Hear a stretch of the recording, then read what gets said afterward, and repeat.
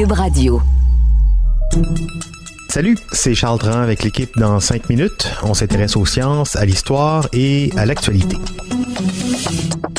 Aujourd'hui, on parle des trolls. Pas des créatures de la mythologie nordique, non, les trolls sur Internet. Plus généralement, ces personnes particulièrement agressives en ligne, toujours prêtes à insulter, menacer, ridiculiser, caricaturer, parfois juste pour le plaisir d'énerver les gens et de semer le chaos. Parfois par méchanceté aussi, frustration, envie de dominer, bref, plein de raisons, toutes plus mauvaises les unes que les autres. Et parfois on dit « Ah, ces gens, ils diraient jamais ça dans la vraie vie. Ils en profitent, sont cachés derrière leur écran. » Eh bien, il faut croire que non. Une récente compilation d'études suggère que les gens hostiles sur Internet le seraient aussi dans la vraie vie. Internet leur offrirait simplement plus d'occasions de le faire et devant plus de monde. Bref, grâce aux réseaux sociaux, ces gens deviennent quelqu'un, parfois même des petites vedettes. Baptiste Zapirin nous parle de cette étude.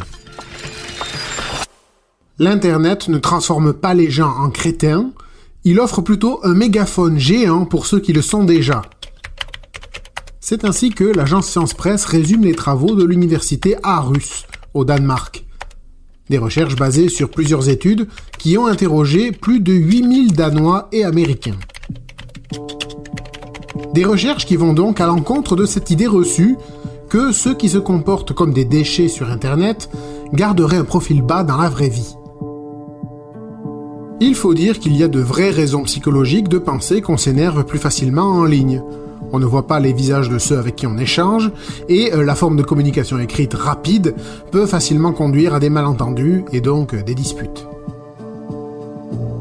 Pourtant, l'auteur de l'étude danoise, Alexander Bohr, un spécialiste de la psychologie en politique, il rappelle que les études psychologiques indiquent aussi que tout le monde n'a pas une personnalité disposée à agresser, au moins pas avec la même intensité.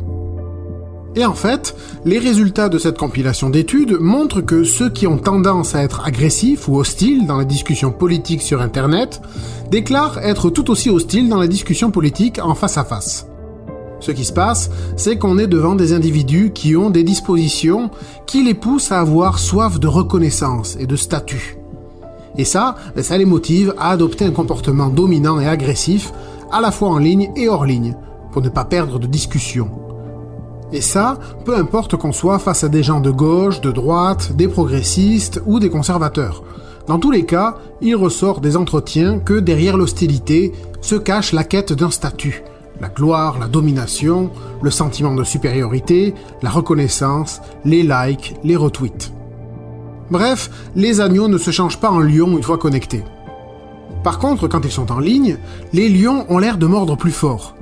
Les gens interrogés ont clairement le sentiment que le climat de conversation politique est pire sur les réseaux sociaux que dans la vraie vie. Et ça, l'étude montre que c'est à cause de la visibilité des comportements agressifs en ligne.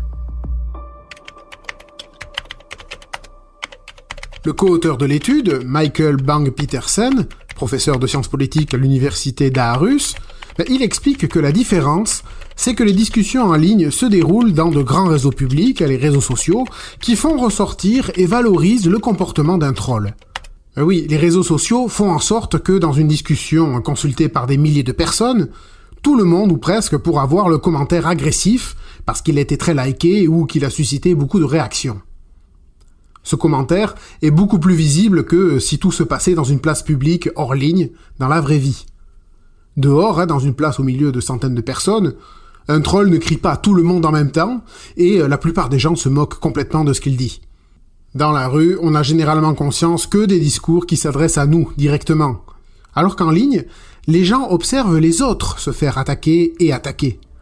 Alors on est constamment témoin d'agressions et de propos choquants, ce qui au final pourrit le climat des réseaux sociaux. Mais ça crée de l'engagement, comme disent les têtes pensantes de Facebook, Twitter et autres. Alors ne comptez pas sur eux pour calmer leurs algorithmes. Ces algorithmes existent justement pour vous bombarder la face avec tout ce qui peut vous faire réagir. Ce qui inclut donc ces messages bien hostiles, garnis d'insultes et de menaces en lettres majuscules. Parce que plus ça fait réagir, plus ça capte l'attention, et plus les publicités valent cher. C'est l'économie de l'attention. Dans le fond, le vrai problème avec les trolls, c'est qu'ils sont payants.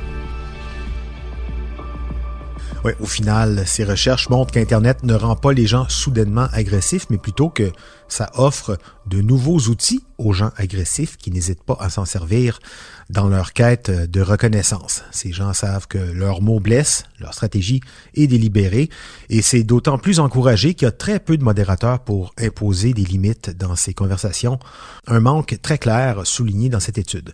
Des agressions qui sont même valorisées par les algorithmes. Il faut avoir conscience de ça. Parfois, quand on ouvre les réseaux sociaux, on a l'impression de soulever le couvercle d'une poubelle en feu. Savoir que c'est organisé pour ça et amplifié, ça peut aider à prendre du recul et éviter de se brûler les esprits. Merci Baptiste Zapirin, c'était en 5 minutes.